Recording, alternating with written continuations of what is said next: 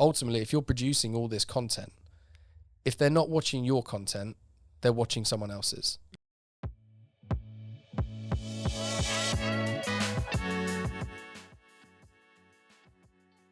Okay, so in terms of like the polar bears themselves, how would you describe the brand in as little words as you could possibly do? Oh, On the spot. it's very I difficult. mean, I've got my answer. How would I describe the polar bears? As a business, as a brand, as what we do? As what you do as a business, you know, the polar bears are, you know. Have you got like a script for me to read somewhere? I've got my answer. The polar bears. How would I describe it? Look, the polar bears is a modern approach to commercialization. Really, if you really strip it back, it's looking at a completely new way of resourcing. It's looking at a new way of applying technology and output. But fundamentally, the polar bears is there to help large scale, like media companies and small scale creators, extract the most value from their content. You know, I think before I started the polar bears, I was thinking that, you know, do I want to build are we an agency? Are we a consultancy? Are we an insights business? Are we a technology company? Probably all of the above. We're a solution provider. Mm-hmm. And at the end of the day, we are a troubleshooting organization. So if you have resourcing issues, you've got the agency model. If you've got in-house expertise issues in terms of like, we sort of know about this YouTube space, but what do we do first? Yeah. Should we be creating content? Should we be buying media? Should we be building a sales team? Should we be building an insights team? All of that knowledge and understanding. Often these companies have gone through such mass acceleration. If you think about like broadcasters or publishers, suddenly those broadcasters have to be TikTok experts. Mm. That's impossible at the speed at which it's exploded. So Polar Bears is an extension of those companies. The whole model is built on in-housing.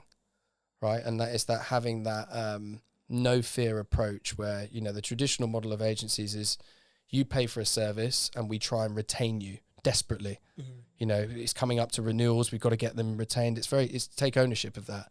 I know you're going to leave in 2 years' time, and I want you to leave in a positive manner, because that could mean you either leave or we divert the project. Yeah. So today we specialize in YouTube. Who knows, in 2 years' time, we might be training organizations in how to build TikTok revenue streams. Right, I don't know that yet, but today it makes sense for YouTube because it's established and that's where our knowledge base is. But in terms of audience development, how would you explain that to someone that doesn't really know what it is? Audience development is completely different to what traditional media buying is.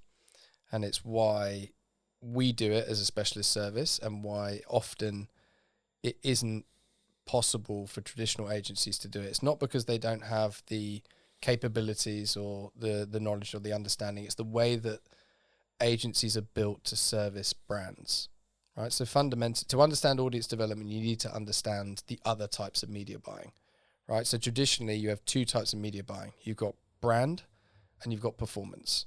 That's what historically it's always been. Right, so either you're about driving awareness and consideration, it's all like the soft metrics in terms of we reach this many people and all that sort of stuff. That's very brand driven. I want to be associated with this IP, or I want to be here, or I want to sponsor the Super Bowl because it's brand. Mm-hmm. Right, and then you've got performance, which is very hard driven numbers, which is I need to get this return on ad spend, or I need to get this cost per acquisition, or I need to get this cost per click, and it's very, very numbers driven. It's all about driving sales or some sort of transaction, right? Historically, that's how the media buying world has been split, and you have performance marketing agencies and you'll have traditional sort of media agencies that buy TV ads and out of home, and it's sort of like brand buying. Audience development is very different because all of those types of media, whether it's brand or performance, are focused on someone taking action outside of the environment of which they've engaged with that ad. Mm-hmm. Right? So brand is about, hey, here's a 30-second TVC ad that you're watching in between a program. I'm hoping that if you've seen that Lurpak ad, when you come to that shelf in the supermarket and you're deciding between Lurpak or Country Life, you're going to buy Lurpak because you've seen that ad, right? So it's like subliminal messaging, subconscious messaging, or whichever way you want to look at it. Performance is very much like how Facebook's ad business was driven, right? I'm going to capture you in the feed and I'm going to drive you off to my e-commerce website to hope that you buy a product. Now, the reason audience development is very different is because we don't actually traditionally work with brand advertisers or performance marketing brands who are interested in driving sales. We work with content owners. Now, the currency for content owners is attention, because attention in the world of a platform like YouTube creates ad opportunities. Ad opportunities creates revenue. So the concept of audience development being a marketing type of, or a marketing function, or a media buying function that is built to drive awareness is wrong. Equally, it's not fair to class audience development as a performance media buy, because it does the awareness, it does the consideration, and it does the performance if you class performance as generating revenue. So audience development actually sits in the middle between brand and performance. Now, the way that we look at it with content owners, if you're working for a media company, historically, they've looked at platforms like YouTube as an opportunity to capture audience to drive tune in their sort of their TV show. So all the broadcasters back in the day, they used to create these YouTube channels because they could capture like best bits and clips and compilations, hoping that people would tune into the show. And what they're realizing now is that actually that platform in isolation can be a revenue generator. So you don't necessarily need to broadcast the show on your traditional linear platform or on your own platform behind a paywall. You can actually broadcast the show on YouTube, right? Now, what we do as a business, we make sure that that show gets discovered. So audience development is difficult in its execution because it sort of sits in between brand and performance. But ultimately, what we're trying to do is people with inside YouTube, we're trying to get them watching your content. Mm-hmm. So you're not trying to move someone from Facebook to YouTube, or you're not trying to move someone from Instagram to your e-commerce website. You're trying to make sure that your content gets elevated with inside a platform that people are already consuming content. So the goal there is, and I say this to every client, that ultimately if you're producing all this content, if they're not watching your content, they're watching someone else's. And that someone else is probably a competitor. And the more they watch your competitor content, the more likely they're going to be able to generate both direct revenue, i.e. ads on that video, but also indirect revenue. So audience development does two things. It builds you an audience and it builds you revenue directly within the platform. And the third piece is that what most people don't realize, that if you have a massive audience or a channel or a network on a platform, you can start to pick certain segments of that audience to drive indirect revenue. When I talk about indirect revenue, I talk about retargeting viewers of a certain video that has maybe a product placement in it and using an ad to drive them to go and buy that product, right? That's leveraging the audience you've developed to drive to a performance model. Now, the reason that is perfect for commerce companies and brands and even media companies, imagine you are a broadcaster or you are a production company and you've got great content, you've got a huge series, and I don't know, maybe none of the broadcasters are picking it up because it's an old series. So what do you do with it? It's sat on the shelf doing nothing, right? But it's had millions of dollars invested into it and you need to find a way of making money. Well, the interesting thing about a platform like YouTube is that series is new to someone, right? It might not be new to the broadcaster because it's not hot off the press and it's not brand new, it's already been on there and it feels old and it's archive or whatever. But to someone who's browsing YouTube looking for crime documentaries, you know, or anything in lifestyle or housing or whatever it is, whatever the category is, it's new to them. So when you think about it like that, is if you've got all this portfolio of content, you can start to serve that to people on YouTube and build an audience. Once you've built an audience, like any media company, you can monetize that audience. So in a long-winded answer to what your question is, what is audience development? It's a bit of everything. It's not actually just, obviously we do both the distribution part and making sure like the channel and all the organic elements are there to make sure that people stay on the platform, and paid media is there to create content discoverability and shift audiences to the US because there's higher revenue in that market or things like that. There's loads of different strategies. So audience development is quite broad, but also it's definitely not traditional brand media buying or performance marketing. Mm-hmm. Do you think channel management has like a play in audience development? Absolutely. Yeah, so look, when we started offering audience development services, I think the early stage clients already had established distribution teams.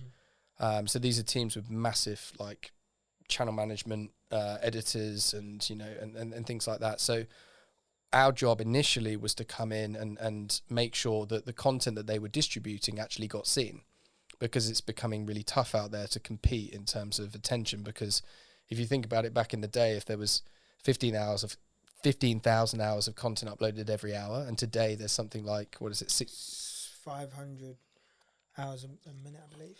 Whatever. 30,000 an hour. Okay, yes, it's something like 30,000 hours every hour. Mm-hmm. You can't watch. You don't have enough time in the day or in your lifetime to watch that content, right? No. So it becomes very difficult. And in answer to your question, like, audience development has to be a collaboration between what you class as channel management, or what we call as video distribution, and paid amplification. Mm-hmm. That is audience development. Because if you think about it, if you are paying, a channel management agency to clip, edit, cut, and upload your content to generate views, right? You're paying an agency fee, whatever that costs you, $10,000-$15,000 a month, right? To pay that agency to generate views. Yeah. Whereas a paid media agency, you would pay the same budget to generate views, but those views can be on the content that you want to elevate, in the market you want to expose to the audience you absolutely want to reach. But I'm not saying that paid should replace distribution. You can't have paid without distribution. So absolutely, the coming together of the two is what audience development is. That's why, early on when we started just offering audience development services or paid media services focused on audience development, that's why we've now moved into offering distribution. Because if you understand the distribution frequency and how that should be correlated with paid investment, you can really start to amplify your content, and you can really start to accelerate your channels. Having them separate creates problems. And we tell this to all clients, like, this concept of in-housing an audience development function isn't exclusive of each other. Your audience development function has to be your distribution team working with your paid media team. Has to be. Mm-hmm. Because if the goal of the channel, let's say, is to reach a certain audience, there are certain learnings you can take from paid media. For example, there might be certain keywords that are really performing in terms of driving retention on certain videos. Now, those keywords that you use in paid media are the same tags that are used behind videos when you distribute them. So you can see how there's a crossover. So having learnings from, and equally, if a video pops organically, you're going to want to analyze those tags and those keywords and that metadata to make sure that feeds into your paid media campaign. They are not mutually exclusive. Mm-hmm. They are actually a happy marriage. Yeah. Okay. So could you give me like 2 examples of strategies you've implemented for clients in terms of audience development? Okay. There's quite a number, so how long have we got? We've got an hour. Okay, I'll stick to 2. I think a classic audience development strategy is a lot of large media companies, what they find is that their older archive compilations outperform their new digital original content. And so part of our job is to make sure that that new content gets elevated inside the algorithm. The reason that happens is because similar archive content with similar tags and similar titles are indexed. So fundamentally, every single time you release a new piece of content, but it is similar to one that's performed in the past, YouTube's algorithm picks it up, serves it to the same people, and they engage. Now, what happens with digital originals, YouTube's algorithm goes, oh, what is this? What's this new content? Like, this looks different. This has got a different title. This has got different tags. And, those companies wonder why it doesn't perform. And so we come in and we put paid media to make sure it lifts itself above the algorithm and gets discovered. But most importantly, we're trying to teach YouTube who enjoys watching this content so that YouTube can then pick up that content and start to serve it to more people. That is the goal. And so one strategy we implement is impacting suggested video traffic on digital originals to make sure that they re-index or perform as well as archive content, right? Much more about audience engagement and much more about channel growth. The other strategy is actually revenue related that we get asked a lot, which is, hey, I've got a huge amount of viewing on my channel, but I've been hammered by copper if you're a kids, content producer, or, I've got falling average view duration. So how do we suddenly get the revenue back to where it was? And it's a very common question. So one of the other strategies we implement, which is called market reindexing, which is effectively the process of taking your current channel audience and where those viewers are coming from and try to re-index the viewership into high-value advertising markets. So what you'll find is that global YouTube channels will get a huge amount of views from Latin America and India and Indonesia, where the advertising markets aren't as lucrative in terms of like how much advertisers spend on CPMs or things like that. So you get a lot of viewing but low return. And so even if we can just move a channel's audience and say, for example, their US market penetration is at 5%, if we can move that to 7%, that will have a massive impact on the channel's revenue. And of course, if you can move it in a market, YouTube's algorithm starts to learn again, and then you go, okay, that's really interesting. I can now serve it to more people in the US, and it has that knock-on effect. So two core strategies are either discoverability or revenue focused. Cool. So you spoke about generating revenue in that sense for audience development. Is there another way you generate revenue for clients other than through this audience development method you spoke about? Yeah, I mean, normally clients come to us with we're a revenue focused company. Yeah. So whatever we do is through a revenue lens, but there are a couple of ways you can do it. So there's either the audience development side, which is, grow audience, ad impressions are created and revenue will come through the auction. Re-index their audience in high value markets, you'll get more revenue for your views. The final way generally is, how do you extract more revenue opportunities beyond what you can do through media buying? And one of the ways is obviously is ad sales. So being able to sell advertising space directly on your own channel. Now, YouTube only grants a certain amount of licenses. So you either have to be quite a big established media company or maybe one of the legacy clients. But all of our clients have GAM licenses, which is the ability to sell ads directly in front of your channel. The problem the companies have with that is that they're usually traditional companies. So either they are more familiar with selling TV ads or they are more familiar with selling branded content, right? So the concept of selling advertising space in front of a YouTube video is quite new to a lot of people. So one of the ways in which we approach it is we help those sales teams generate more revenue by providing better packaging, better messaging, and a new way of taking that product out to market. I'll give you an example, a very simple example. A YouTube channel can be sold. I'll give you 3 ways in which it can be sold, right? It can be sold in the way that people consume that channel. So, for example, there is a high demand in the market for CTV advertising. Why? Because that ad is going to be seen on a 60-inch screen in the living room, likely co-viewing. So you're going to reach more people, higher impact. There's value in that. So the same channel can have a really high percentage of audience on CTV. So you can sell that channel, but because it has a high CTV audience, right? So one way in terms of like the device in which people consume that channel. The second way is, what is the channel actually talking about? So what is the context of the channel? Is it a home and lifestyle channel? Is it a comedy channel? Is it talking about heroism? Is it talking about food? So you can tie up the channel and you can sell it to advertisers based on the fact that, it's the right placement for that brand because it wants to be next to the right category. And the third way is is what we do a lot of work with clients on, is actually understanding who's watching the channel. So you've got how they watch, you've got what the content is, and you've got who's watching. So there are quite sophisticated ways with Google that you can actually uncover who they are.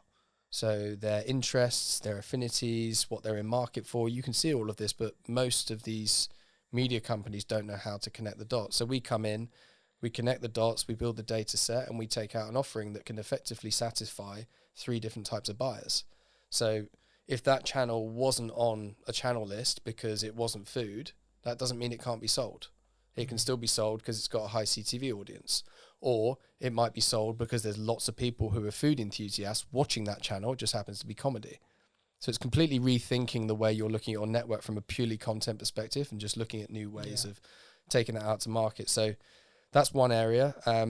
It's in the same area, right? Because you're trying to maximize ad sales, but there's also this integration elements. So rather than just buying media to generate more audiences, how do you start to sell, more advertising space that isn't necessarily advertising space? YouTube channels have a lot of real estate available to them that most people think the only way to commercialize it is through an ad. It's not true. You've got titles, you've got end screens, you've got the thumbnails themselves. And so we work with companies to look at new innovative ways of extracting the most value from their network. And it works particularly well for, let's say the content has been marked by YouTube as 18 plus or limited advertising. So where you have a monetization issue, if you've got your own ad sales license, you can circumvent that. So you can decide who you want to sell that to. So it means you could take that to an alcohol client or a gambling client and it would be fine. Yeah. And you can help, improve the monetization on that video. But equally, you can go and do anything you want around integrations and actually start selling that based on more like a sponsorship. As you see badging on football shirts, it's not too dissimilar. Channels have a huge amount of reach through their thumbnails, and it's not necessarily just the advertising space that you can commercialize. I feel like I've never noticed badging on thumbnail before. I'd be quite intrigued to have a look at a big company doing that. I think if you want to look at inspiration for ways in which you can extract the most commercial value, always look at sports.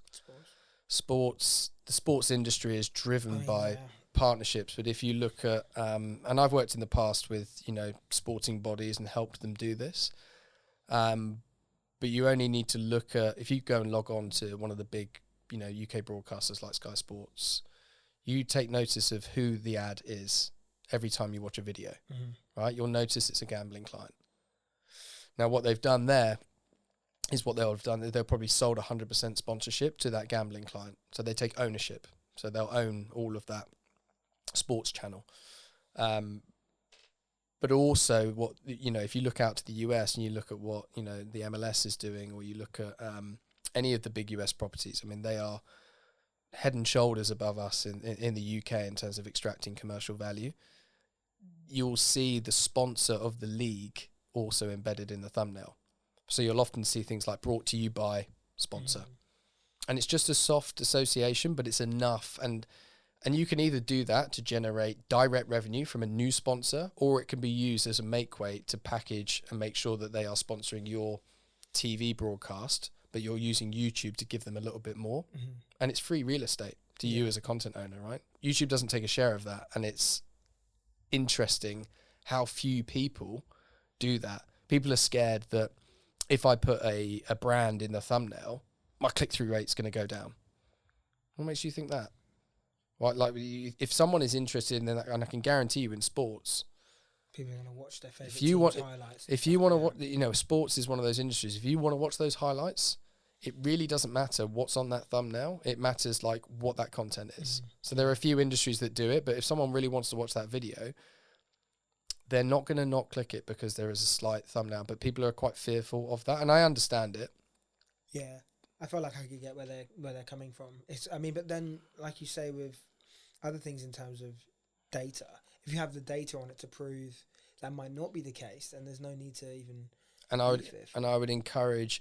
I mean, there's hundreds of tests that distribution teams. I mean, we do it ourselves, right? So thumbnail A/B testing and testing titles, and you do it in paid media as well. You do A/B testing on rotating creatives and titles. Test it. and you know, the problem that you'll have is that decisions are being made on personal beliefs, and I can't accept that. No. It has to have substantial data and evidence in order to validate whether it is or isn't a good approach. Yeah. Now, put aside like whether you want it there or not on a personal level is one thing, but I can't accept someone turning around and saying to me, "Oh, it doesn't work." Why? Why? Prove it. Show me the evidence it doesn't work, because that isn't good enough. Yeah. That's a legacy mindset that won't sustain you into the future. Test and learn, and that's all we ask, you know. And then once you test it, I'm not saying every time we're right. No, Absolutely not. Our job is to push you to see whether there's opportunities there and see what the data says and comes back. It might be right, it might be wrong, but at least you know. Yeah. So I think we're going to wrap things up there. Thank you very much for watching. Be sure to check us out on Instagram at Train the Cubs and at the Polar Bears on LinkedIn. And also make sure you subscribe. Goodbye. Goodbye.